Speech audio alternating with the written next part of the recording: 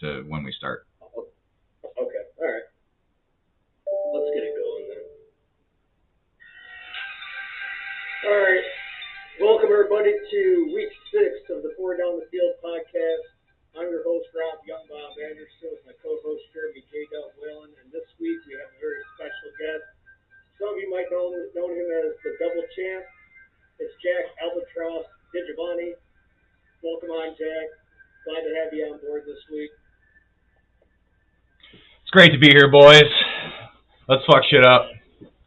This is like the best time of the year. You have NHL and NBA starting back up. College basketball is on the horizon, and we have reached October football. This is the first podcast in the month of October. Things change in October. I'm excited about it. Jeremy, how you doing? I'm doing great. Glad to have the Double Champ here. You know, he's what we all aspire to be one day. That's true. I mean, I'd like just to hold one of those trophies. So just to have two, that's a different level. So obviously, congrats to this last year of Jack and his success in those aspects of life, which I think we all weigh pretty heavily. So congratulations, Jack. Enjoy it while you can. People are going to be gunning for you. Oh, that's yeah. Not to change. So. Yep. I mean, fully expect to get everybody's best shot. You know, the tape's been out on me for years. You know, I just keep winning. I mean, what can you say? Just. Well, another team that just keeps winning is Michigan Wolverines. That's right. We're going right. to kick this off with that game. So, big game in the big house. This week, you got the Nittany Lions traveling to Ann Arbor to face Michigan. Michigan -7. The over-under's at 52. This is the first time since 1997 since both teams have been unbeaten going into this game. It should be a hell of a game. Penn State under James Franklin is terrible against Michigan. He's 2-6 against the spread and 0-5 as an underdog against the spread. He's also 11-20 against ranked teams, 2-13 against top 10 teams with 9 straight losses. The trends continue. Michigan at home against Penn State the last 2 times they played in Ann Arbor. Michigan's outscored them 91-17. SP Plus says Michigan will win by about 12 points. I like Michigan. I think they're going to win by about 2 touchdowns. Michigan at home in this game has been the result in the last few times. I don't see it stopping this week. So I'm going to go blue, and hopefully they get the big win. Jeremy, what do you think? So, Rob, it's great to be here today. I love the analysis. I love you both representing Big Blue there. But here's where I think you're wrong. I think the spread is I think it's going to be a close game if Michigan wins. But here's the reason why. Penn State has a top 5 rush defense. I think Michigan is going to want to rely on Corum. Now, if JJ truly is, again, I throw the shade at the dude. He's obviously pretty good quarterback, getting a lot of stuff early. I mean, we'll see to be determined. But I would think Penn State's going to challenge him to throw. He's got the arm. We'll see about the accuracy in this one. But I like Penn State in the points in this one. Jack? Yeah, give me Michigan. I'll lay 14.5 if I had to. So we're just gonna destroy Penn State, dude. The energy is gonna be insane. Like Jim, Megan, and Liz or Jeff and I are just gonna be bringing the noise. I know Rob's dad's gonna be fucking fired up. We're gonna fucking if I need to, I'll go up to the fucking play callers box and tell them to open up the fucking pass book.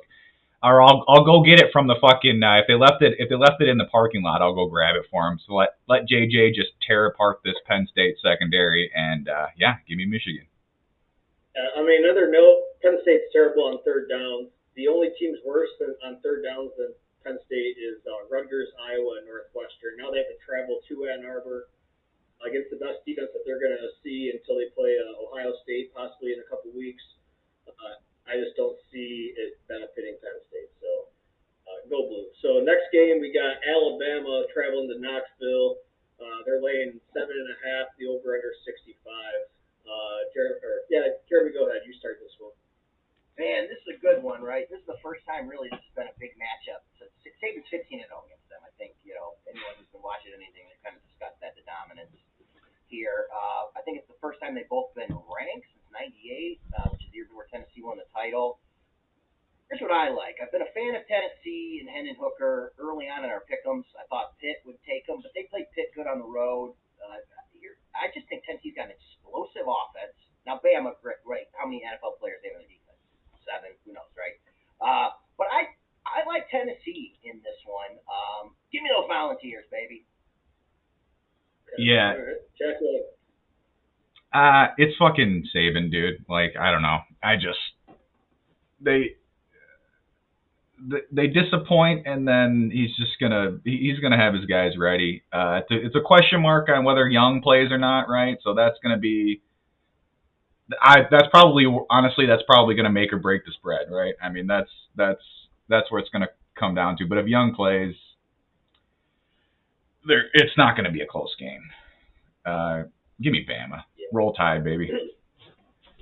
So, excluding conference championship games, Alabama's been favored in 77 straight regular season matchups against FBS opponents. That's the longest streak of that since 1978 when the FBS and FCS split. So that is just unbelievable. It's 77 straight games.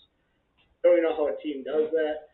I do have concerns with Alabama's secondary. Tennessee's secondary is not too good either, but if Bryce Young doesn't play, that nullifies that advantage. Hendon Hooker's been playing at an elite level. I feel like this Alabama team is vulnerable. I don't think they're going to go undefeated in the regular season. Is Tennessee ready to make the jump against the Tide? Don't know. What I do know, though, is if Bryce Young was playing, I'd gobble up Alabama, but we don't know at the time of the recording. So I'm going to go Tennessee getting the touchdown, 7.5 actually at home. But, man, I don't know. I'm kind of with Jack. I kind of feel like Alabama will pull this out. I know money and people are heavily on Tennessee. I hope they do win. I'm tired of Alabama, but it's just Nick Saban. This is what Nick Saban does. So I'm going to give the advantage to Alabama until someone can actually knock them off. Next game, Oklahoma State at TCU. TCU minus 3.5. The over/under is 69, and because it is 69, I'm going to let Jack start this one off.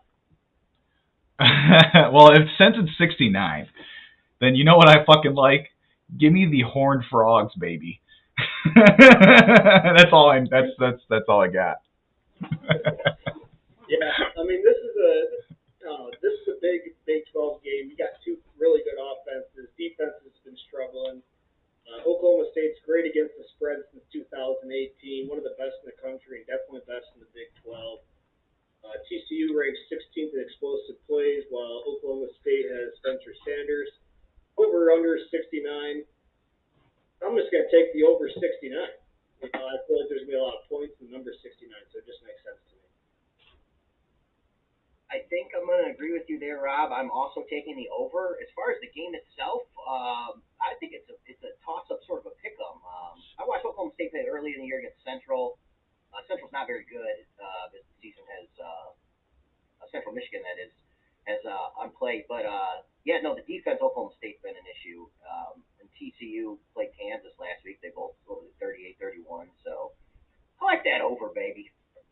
I feel like the winner of this game probably wins the Big 12, honestly. So it's a huge game for the Big 12. NC State at Syracuse. Syracuse minus 3.5 over/under 44. NC State has not been good against the spread on the road. Second worst in the FBS since 2019. Syracuse is undefeated for the first time since 1987. They're 6-0 against the spread in their last 6 October games.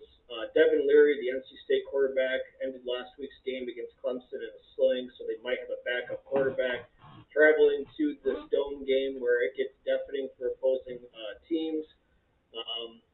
I don't know. NC State does have like the best linebacker trio in the country, but it's a home game for Syracuse. I'm going with them. I'm going to lay the 3.5. I don't love it, but that's where I lay. I'm going to take the under in this one, to be honest. I think good defense. And here's what I'll say about Syracuse. They've beaten Purdue, but outside of that, I don't think they've really played anyone that's even noteworthy. I mean, Virginia sucks. I don't think Louisville's good this season. UConn. NC State just got done with Clemson. They lost that one. And then Florida State, they won that one in a close one. But I like the under. in this one, under 44. Jack? We do. I thought we were just picking the game. And are you picking? We could choose whichever, whether we're betting the spread or the over under. Okay. Yeah. I'm not touching the over under. I don't like that. But I will say, shout out to Shane. He loves NC State because of their vet program, and it's like his second favorite school. So I'm gonna take NC State. Plus, I think I've picked against them a couple times in our picks, and they fucked me. So I'm not doing that again. I'll give me NC State. Wolfpack, baby. Oh! All right, last game before individual pick for college. USC at Utah. Utah minus 3.5, over under 65. Jeremy, go ahead. Man, this is an interesting game here. So USC's got down on offense, but I feel like they've had a couple road games this year where they haven't played up to their best. This could be one of them, but Utah's coming off that loss to UCLA.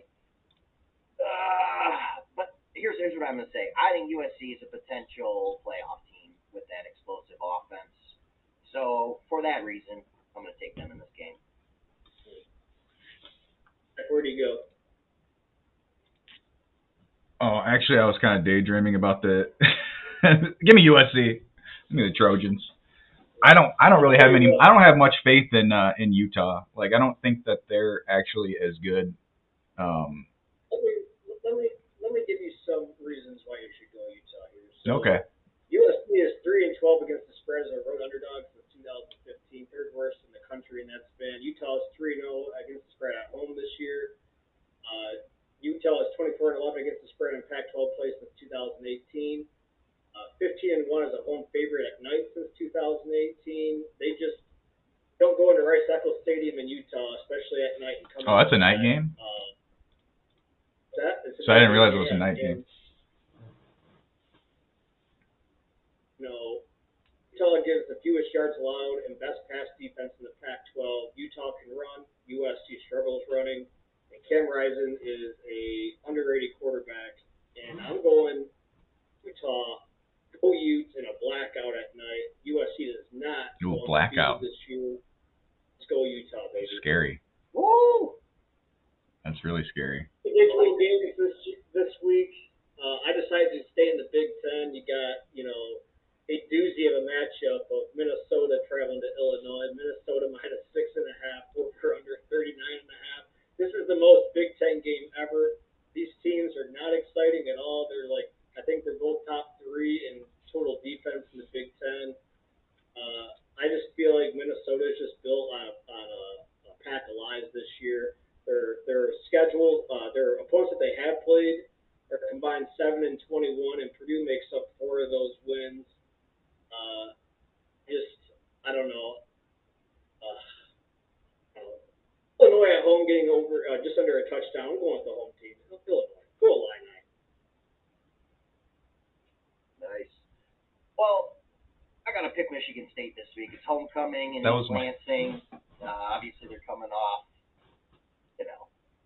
what you would think, coming off of Ohio State. They got smashed. Here's why I'm going with MSU here. Spread is 7. Oh, God. Pulling me hard, boys. Spread 7.5. Wisconsin last week, they beat the crap out of Northwestern. Now, Northwestern is horrible. And Wisconsin did get, I would say, a boost in the sense of they're rallying around Jim Leonard. Now, how are they going to come off of that, I don't want to say high, but emotion of the week of getting your coach fired, and you had another coach, you beat the shit out of a terrible team. Now, Michigan State is also a terrible team.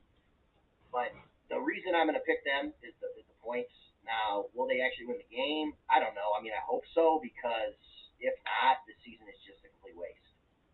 If they can win this game, they can salvage it in the sense of making a bowl game. I'm thinking so that's where I think we're at there. I think you take MSU in the points, although we'll see, because obviously we got to buy, and then you guys got to buy as well, and game in Ann Arbor would just look a little better if you could go in with the victory before the bye. So.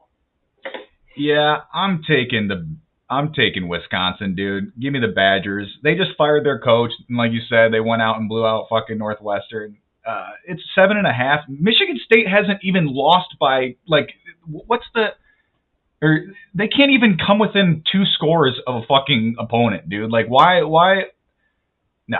Give me Wisconsin, dude. Mertz is actually playing decently, and anyone can go Super Saiyan against that fucking secondary. So look for Mertz to like throw fucking 3 or 4 touchdowns and then maybe a pick 6 or something.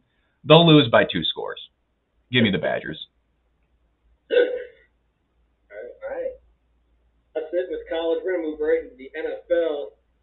Let's do this. So, first game of the week, we got Cincinnati -2 travels to the Big Easy, New Orleans, over under 44.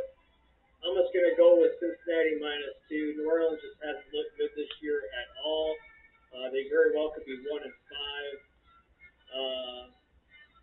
Yeah, Kamara sucks too this year. I don't know what else going on with that. The Bengals are, I think, catching their stride. They're one of 2 teams in the AFC that I feel like can challenge the Bills or Chiefs to maybe get to the AFC Championship game, so I'm going Bengals. Yeah, I'm also going to go Bengals in this one. You got Andy Dalton as the quarterback. I don't know about if Winston's going to play, or not Winston, but Michael Thomas or Landry. So I'm going to take Cincy -2. Give me the Bengals. Let's go Taysom Hill. Go get some more touchdowns as your quarterback tight end.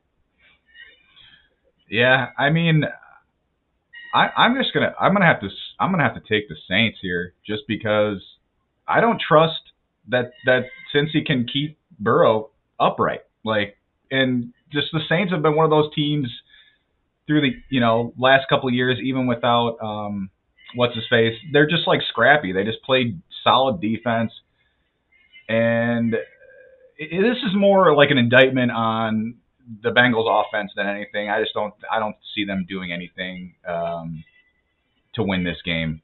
So yeah, give me New Orleans. All right, next game, Minnesota -3, traveling to Miami, over under 45. Jeremy, go ahead. Those Dolphins, baby. So I think we have no idea who's going to be the quarterback for Miami. But okay, so Skylar Thompson or something like that. Okay, I'm going to revert my pick. Give me the under 44. Yeah, 44 this one.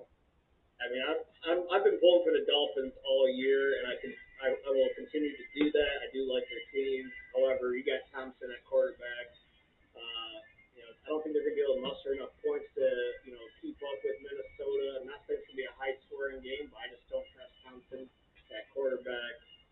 I'm going to be going Minnesota -3. I hope I'm wrong, but I got the Vikings. Well, I'm gonna do the over/under here just because I can't pick Miami and I don't want to pick fucking Minnesota. Fuck Minnesota. Fuck Kirk Cousins. I will say, yeah, I'll take the under for the same reasons Jeremy said. Like, who knows what the Dolphins are going to be able to do, and I think the Vikings pretty solid defense anyway, and they'll just run the rock with Dalvin and Jefferson will sustain drives, and it's going to be a low scoring game. All right, next game, Arizona -2.5 at Seattle, over under 50.5. I think this has the potential being the highest scoring game in the NFL this week. Both defenses aren't good. Both offenses have potential to score points every week. Just give me the over in this one. I think it's going to be a high-scoring matchup. Well, I'm going to take the Seahawks in this one. Obviously, we saw the Lions get their butt whooped against them, but yeah, I'm going to take Seattle at home with those 2 points, and I think they'll just win straight up. Yeah, I'll take Seattle as well. Murray has looked very, very bad, at least in the first half of games, and then he's just scrambling nonstop. I like old Pete to keep him contained, stop him from doing his little tiny midget runs, and extending plays. And yeah, I don't even think this is going to be a close game. Give me Seattle. I am on board with you because I have Kyler in a different league, so I see his struggles at times. But I think I saw something that I think he's like number 5 or 6 in fantasy as a quarterback so far this year somehow. So I don't A lot know of if that's garbage a time testament- points. I don't know if that's a testament of like how large of a drop off it is after the top 4 quarterbacks. I know I talked to you about this before, Jeremy, or what, but yeah, he hasn't looked impressive, but I think he is like top 6 in the league. So. I think after Mahomes, there's like I think Mahomes is number 4. I think there's like a 5 point per game drop off on average for the quarterback. Yeah, you got. I think Hurts is number 4, but yeah, there is a large drop off. I think Hurts is Mahomes, Allen, and Jackson. If you don't have one of those 4 quarterbacks, it's really not even close. So there's a big drop off there. Buffalo minus 2.5. This is the game of the week. Buffalo minus 2.5 going to Arrowhead over under 54. Jack, go ahead. I know you're probably excited about this game. You got Mahomes, so I'll let you start this one on. Yeah, I'm taking the over because I want it to be way over.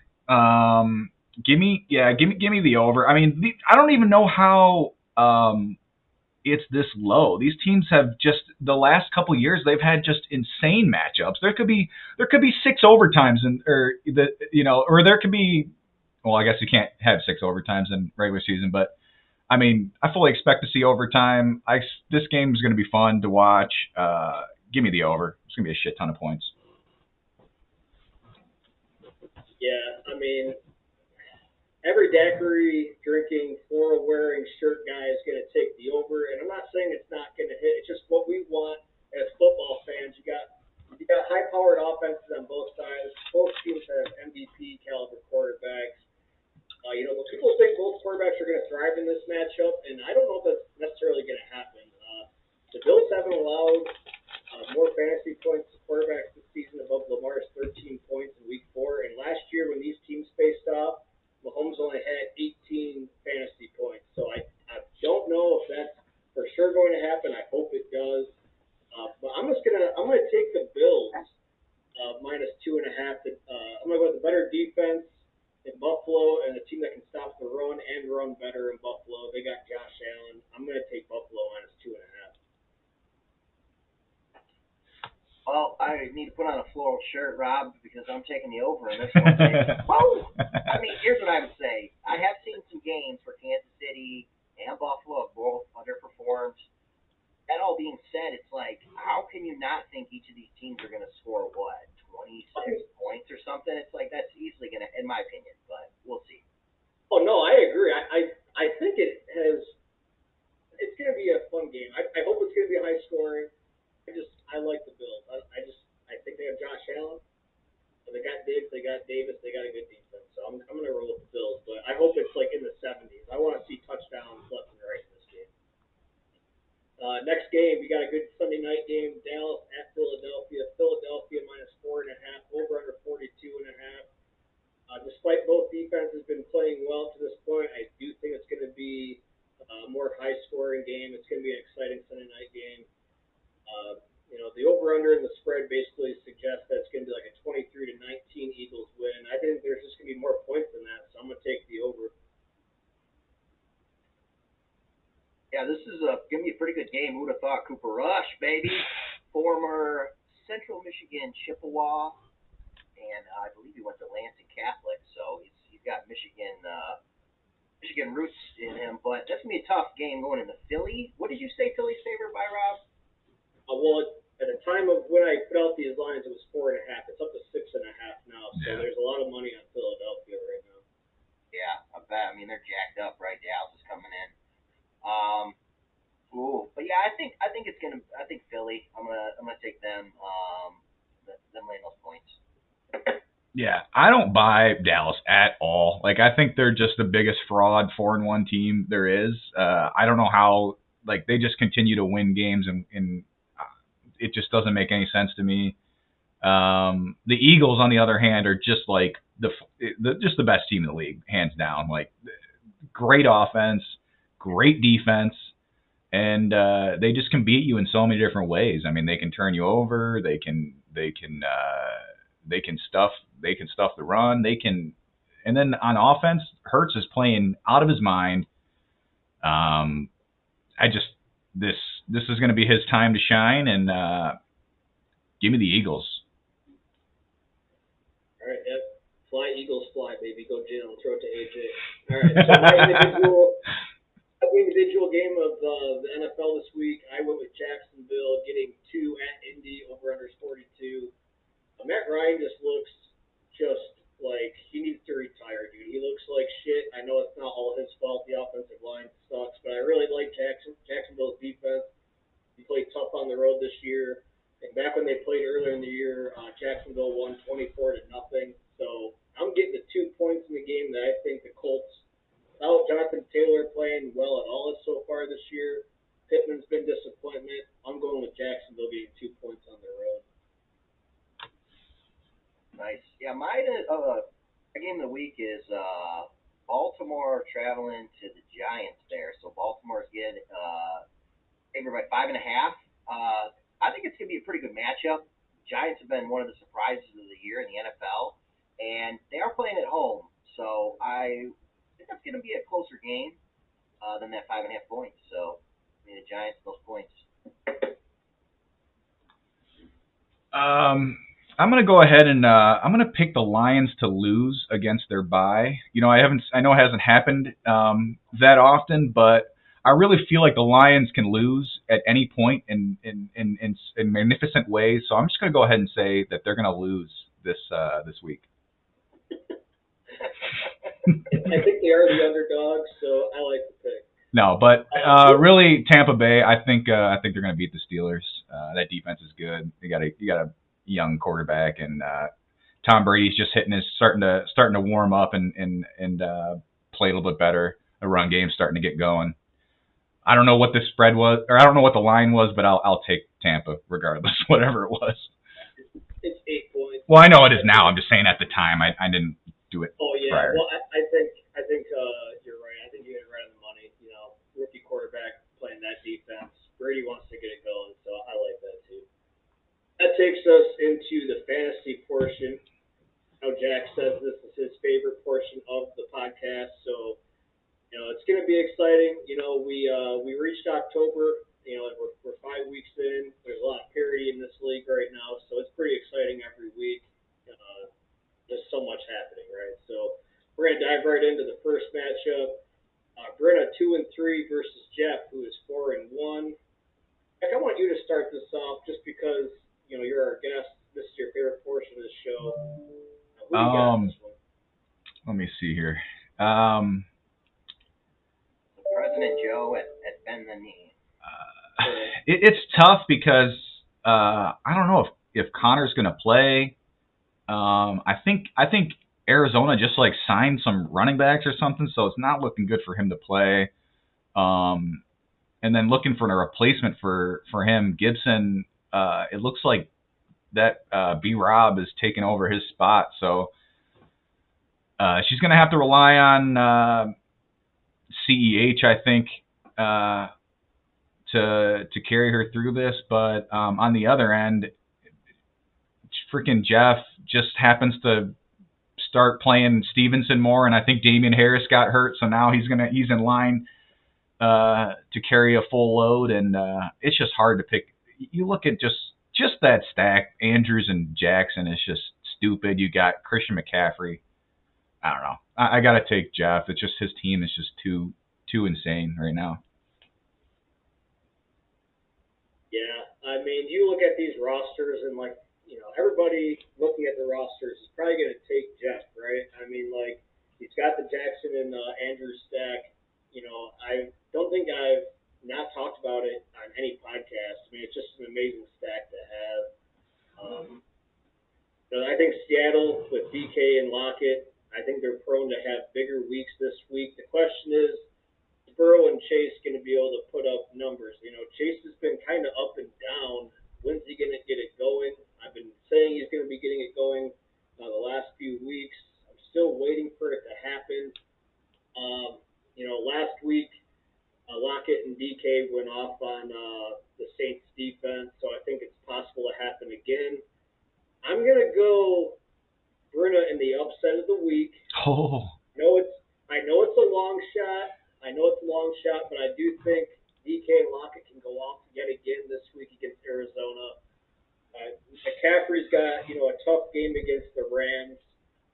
Walker's going to be playing quarterback. That might actually benefit him. I don't know if it get any worse than it was with Baker Mayfield.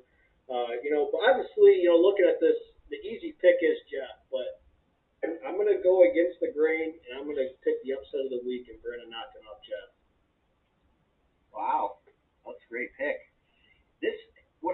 Here's what's interesting. I think is just like Jeff's projected right now for 137. Having Lamar at 25 points, just projected, right? And then McCaffrey at 21. I think having two guys over 20 really helps him. I don't necessarily think, that Stevenson guy, I guess he's going to get more work, but I like Cleveland's defense. I think that's just going to be a slugfest game. That all being said, I'm going to take Jeff just because he's the favorite, but, Lockett and Metcalf can go off, and clearly at some point you would think Jamar Chase is he's got a 2-touchdown game in him at some point. The guy did win Jack a fantasy championship, so. I will be rooting hard for Brenna. Let's get Jeff another loss. I know Rob can agree with that. Well, I know Brennan wants to know when Atlanta's going to start utilizing Kyle Pitts. That's been a tremendously disappointing draft pick so far. Yeah, that's tough. That's tough. College football player wasted away. He's wasted 20-something games of his NFL career because of that crappy franchise. I'm sorry. Well, yeah, you're looking at Kyle Pitts' numbers. The highest he's had is 13.7. They don't really utilize him. I don't know how they don't. The end of last, well, what are they doing? It's Marcus Mariota. He sucks, dude. Like, what? Well, you got Drake London, you got Cordell Patterson. He's obviously not playing, but if they're going to be improved, they got to utilize their best player. I think they're just tanking, dude. They're tanking. You got to be playing football. Next matchup, we got Bird 3-2 versus Alyssa 2-3. Jeremy, why don't you go ahead? Oh, shoot. Bird's team in general is just going to be tough because Josh Allen is a freak. That's first and foremost. I have been impressed with Alyssa the last couple weeks since I beat her week 1, my only victory of the year, by the way. She's had a scrappy season. Bird's a lot to handle, but I think Jack talked about the Tampa game. I agree. I think they're going to crush Pittsburgh. But the problem is, like, Kamara, he's been down. We'll see this Thursday night game. Those have been snoozers this year, so that's Chicago and Washington. I think I'm going to take Bird. In my opinion, it's you two, Bird, and Jeff are the 4 best teams. So I'm going to take Bird in this one. Go ahead.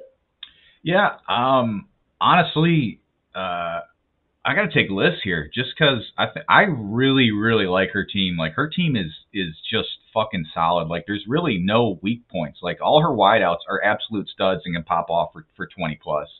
They all get force-fed targets. Montgomery and Kamara just had solid games. Montgomery's playing Washington, who absolutely sucks. I think they suck. They suck so much ass. And Montgomery's like basically the entire offense for Chicago. They got nothing. Obviously, like Jeremy just said, Tom.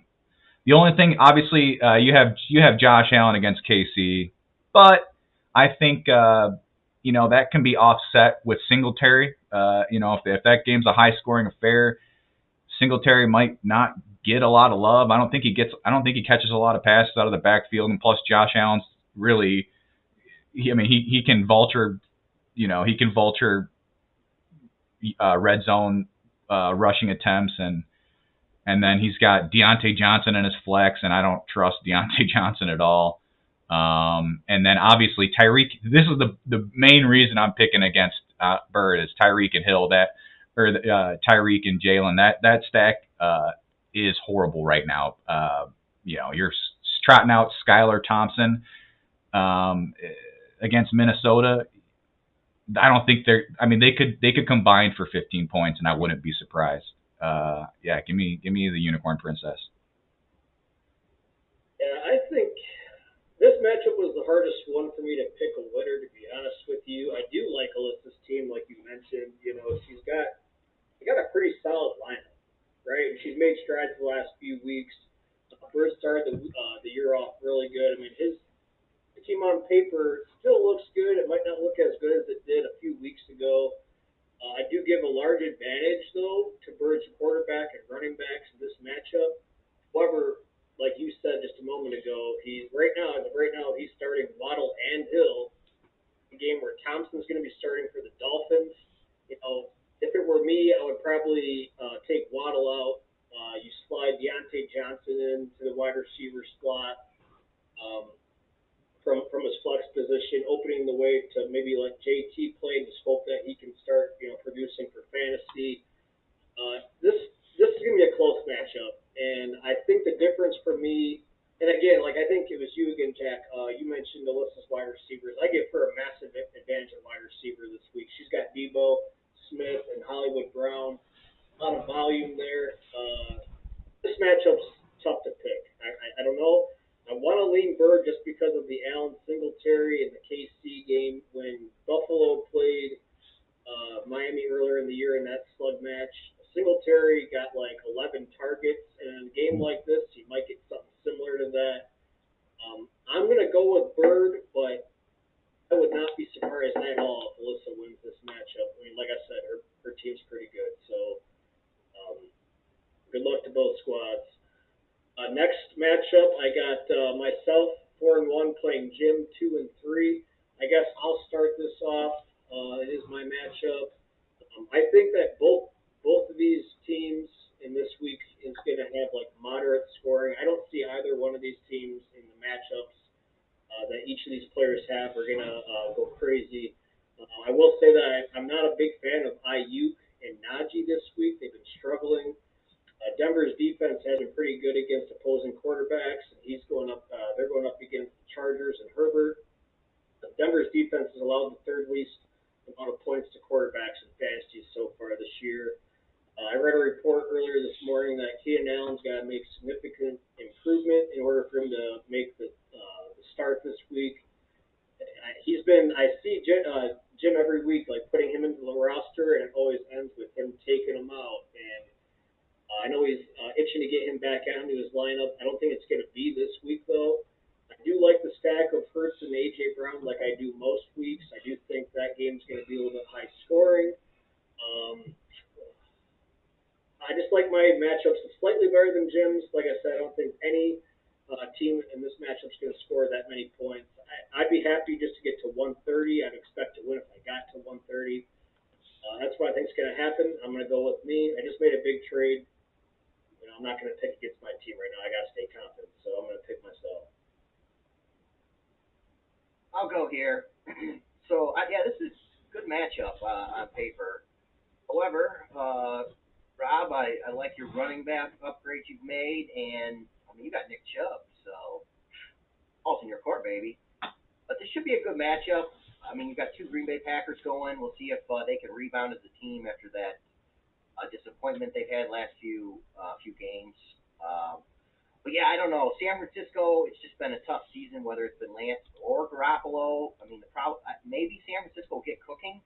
It was like, imagine being Jimmy Garoppolo, being part of a football team, and like they're going to trade you. You weren't part of any practices. You were just off to the side.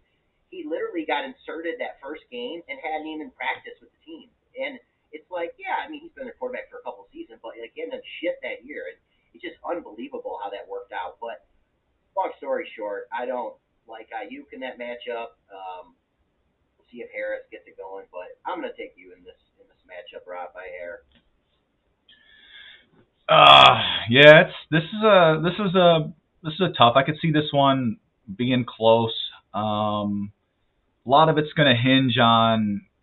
I think Saquon kind of popped up on the injury report. I think he tweaked his shoulder or something at the end of the game. What was it, Green Bay that they played? I thought I was watching something and some people were freaking out if Saquon was hurt, and then he pops up on the injury report. So I don't know how real that is, but I don't want to put anything in the air, but Saquon has had history with health, and that's kind of worrisome. But I mean, if he plays, I also have another question about Michael Carter. It's just because with the emergence of Breece Hall, I don't know who really owns that backfield right now, and I know he's just flexing them, and he's kind of just trying to piece together a roster. But I think Rob's team is just in better shape right now. Najee, who's been underproducing, plus now he's going to be going against Tampa Bay. And Herbert against Denver. I don't like that. Denver's just seems to just stifle quarterbacks and make for really horrible fucking games. So yeah, give me Rob. Yeah, I'll say this. Jim's team would be a lot better if Keenan Allen could just get healthy and that stack with Herbert can happen. I mean, he's really been hurting with having Allen out. So yeah, and that's hurt Herbert too. He relies on Keenan to move the chains a lot. So yeah, so I hope that Allen does come back starting Tuesday next week. Moving on to the next matchup, we got Adam, 2-3 versus Drew, also 2-3, a battle of losing squads. This is a big game for both teams. Mine's pretty short, so I guess I'll start this one off. I think Green Bay is going to run the ball a lot and effectively against the Jets. That's going to go pretty well with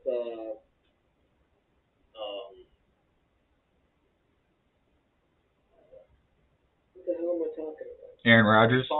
Having a good game. Yeah. So I think both teams are going to want to run the football. Breece Hall's on Drew's team.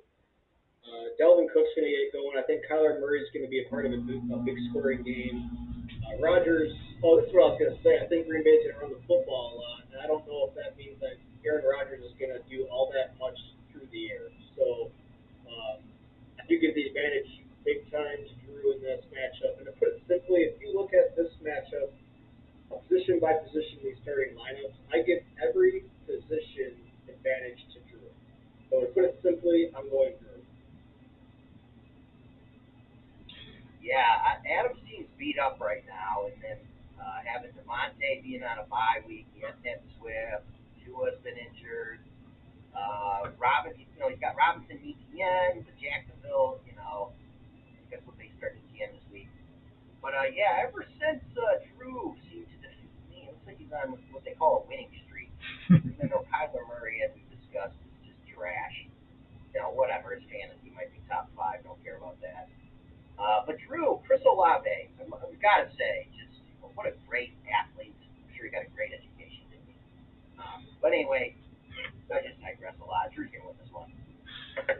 Well, I think you guys might be overlooking the fact that I don't know if T. Higgins or Olave are even playing this week. Olave literally got totally fucked up late last week with the new concussion protocol. I don't know if they I guess they haven't released what the protocol is, but in my mind it would mean an automatic week off. And I think he's relying on Olave, and then Higgins has been dealing with ankles, so even if he plays, he could just blank you because they used him I think they had him on a snap count last week, and he did nothing, which allowed I think Marty to kind of creep back into the matchup.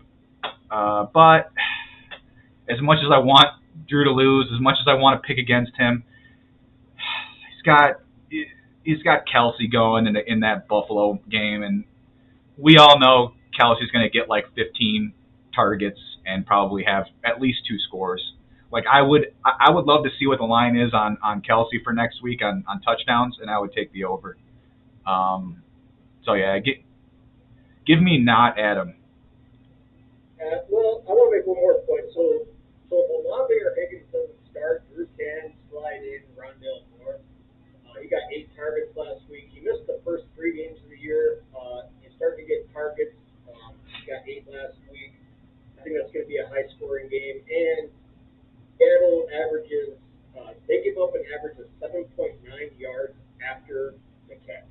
So he's got speed. Rondale Moore might be the better play anyway. I don't know, but one of those guys doesn't play. He can always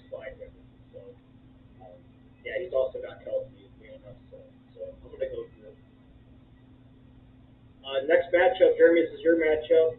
Shane 2-3 versus you. You're 1-4, but you did just acquire Justin Jefferson and Mike Williams. Why don't you just start this one off? You might have a lot to say, but I want you to kick this one off with your matchup. Yeah, so interesting. It's like, oh yeah, at the beginning of the year, hey Shane, your team lineup stinks, and this guy's got 2 victories. I've only got 1. So I'm not going to say a ton other than I had to make a move to get a quarterback. I went after Geno. Looks like he's playing Stafford this week against the Panthers. Who, I think they just fired Matt Rule, or that might have been the week before, their defensive coordinator. We'll see. I mean, the Rams haven't been playing great. We've got Eckler, who's one of the best players in fantasy. But yeah, I like my Cup and Jefferson matchup here, and we'll see. I mean, basically, I got 2 wide receivers in the top 3, and they're both probably going to average 20-some points every week, roughly. It could get to 30. So, yeah, this week I'm picking myself after that trade. Yeah, I mean, you got the quarterback and wide receiver advantage this week after picking up Geno, acquiring Justin Jefferson. And just so you know, Jeremy, you're going to like the Jefferson Cup duo every week. So that's going to be implied. I don't know if you have to mention that on the pod every week because everybody knows those are possibly the 2 best wideouts. Maybe definitely top 3 with Diggs. But you also mentioned Stafford. I don't like Stafford in fantasy at all. I don't care who they're playing. His elbow's messed up and their offensive line blows. You also have Edmonds as of right now in your starting lineup, and I know Foster is questionable. If he doesn't play, Edmonds might actually have an increased value from 0.1 last week, so you got that going for you. You're on a 4-game losing streak. You just had that trade. I'm going to say that you snapped the 4-game skid and get back in the win column. So I'm going to go with you on this one. Honestly, yeah. With you needed Jacobs. I think if you had Jacobs in here, I might be able to not pick Shane, but I think Shane's team is just better than yours flat out. Like, your team just sucks, Jeremy. Trotting out Geno Smith, you're a believer. You bought into the juice of him having a game of his life against the Lions, who is literally Michigan State of the NFL. With a better offense. But yeah, Eckler, Dillon, like Rob just said, I think that's right. I think they will lean on the running game. Rodgers is kind of shaky. They kind of probably just want to run the ball like 30 to 40 times, let Rodgers hit some people on play action and call it a day. I mean, his wideouts are pretty solid, Evans, Sutton, and Lamb. You have basically Kupp and Jefferson, who Kupp just popped up on the injury report with some kind of ankle foot issue. So I don't know. I don't think Stafford's going to have as shitty of a game as he's been having. I think he'll have a bounce back against Carolina and their coachless team. Yeah, give me Shane in the CDC guidelines. We'll say if Stafford doesn't get it going this week against Carolina, at home, by the way, if he can't get it going this week, he's not going to get going at all. No. And I honestly think this match, like, if you look at the roster or the lineups here, I think it honestly might come down to San Francisco's D against Atlanta and your defense, the Chargers against the crappy Broncos. I feel like one of those defenses is probably going to go off, and whoever's defense does, I feel like gives a massive advantage to that team. So I would look out those 2 defenses to possibly win this matchup. So good luck, Jeremy. Good luck, Shane. All right, next matchup, the last matchup. You got Marty 2-3 versus Jack 4-1. Jack, it's your matchup, so why don't you just go ahead? All I do is win, no matter what. I mean, there's just no poor Marty. Honestly, I would have probably picked my team regardless, but this week he's got fucking St. Brown on bye. He's got King Henry on bye. Fucking obviously Dak's hurt. Damian Harris just probably gone for a couple weeks. He's literally starting Caleb Huntley and Cam Akers as running back. And yeah, I don't think there's a chance for Marty here. I'm picking myself. Yeah, I already mentioned how I think Mahomes might not do as well for fantasy purposes as you might hope, but I don't think that's just straight up not going to matter in this matchup. I mean, already setting up prayers at running back, like you already mentioned. There's no Harris, no Henry. You already mentioned Huntley. Can't trust Cam Akers.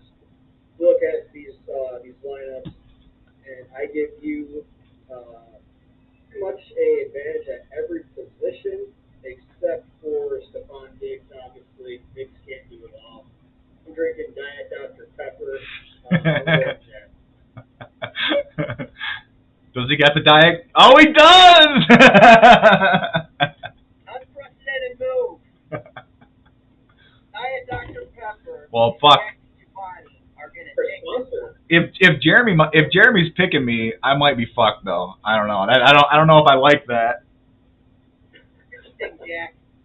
You came on the pod today. You offered a lot of great insight, and really looking at Marty's team, it's just a terrible. You're getting him at the right time. Yeah. No, I feel bad about this. This point, it's like he needs Akers and Huntley to both score touchdowns. Yeah. Yep. And to get 70 yards. I don't know if that's gonna happen. No. He needs to hope for Murray to have any possible chance of winning this matchup. Yeah, you need Huntley and Akers to both get paid here, but you're also hoping that Jefferson being shadowed by Xavier Howard is going to open the door for Thielen to maybe have one of those games where he gets just ridiculous targets, maybe 2 touchdowns. Zay Jones and Conklin are going to have to do probably better than what they're projecting. I mean, that's just so much to ask for. Marty this week, it's not going to be his week, but going forward, it looks better for him, just not this week. So that wraps up the fantasy matchups, which is going to take us into the week 5 power rankings, week 6 power rankings. Based on current roster, status of players, and season points forced, not necessarily based on overall record. My top 4 all lost. No, it's not this week before. Only 4 weeks. Only 4 teams have winning records right now at this point of the season. And I think I talked about with Jack earlier. I think there's 6 or 7 2-3 teams. You got 3 4-1 teams and 1-1-4 team. Jeremy, I'm not throwing shade at you. You are the only 1-4 team. So basically, I have myself still at number 1. I won last week. Jeff and Jack both won. I have them 2 and 3. And you can really flip-flop those, I think, however you want to. But those, I think, are the top 3 teams right now. Bird won last week. I had him at 4. I kept him at 4. And I slid Drew up to number 5, followed by Shane. Both 5 and 6. Drew and Shane have made strides the last 2 weeks by going 2-0. They've forced at least 625 points.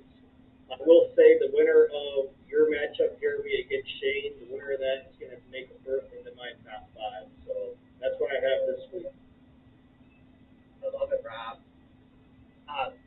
For me, I'm just sticking with a top 4, and I have Rob, Jeff, Jack, Bird. I think, really, I have Rob at the top, and then Jack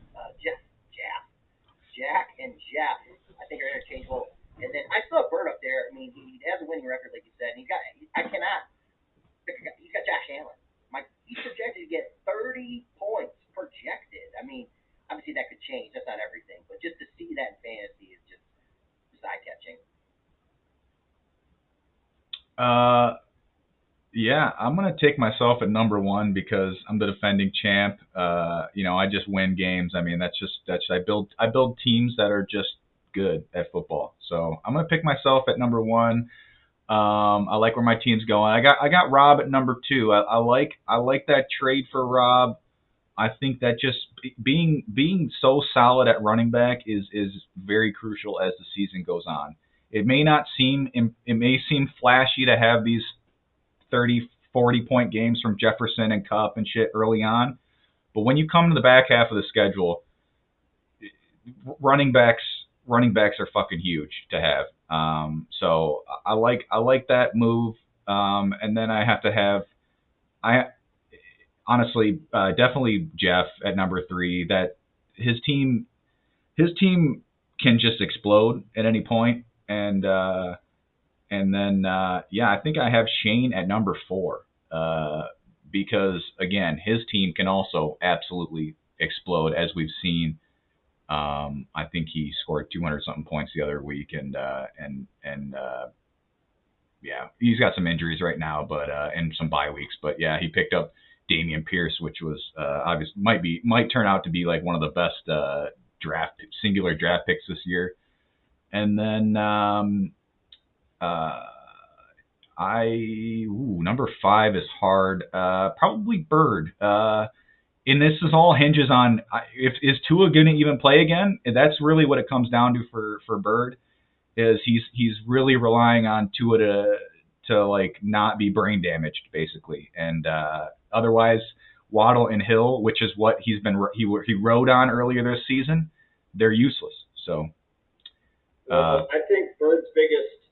I mean, obviously, yeah, Tua in the sense for Hill and Waddle, but biggest thing that I think needs to happen is he needs Jonathan Taylor to start being the number 1 overall pick. Yeah. Because if he can do that, he'll have Singletary, Sanders, and Jonathan Taylor, and you can always slide Deontay Johnson in place of one of those guys. But yeah, Tua needs to come back for Bird to be where he wants to be. Well, yeah, but that's not happening. Yeah.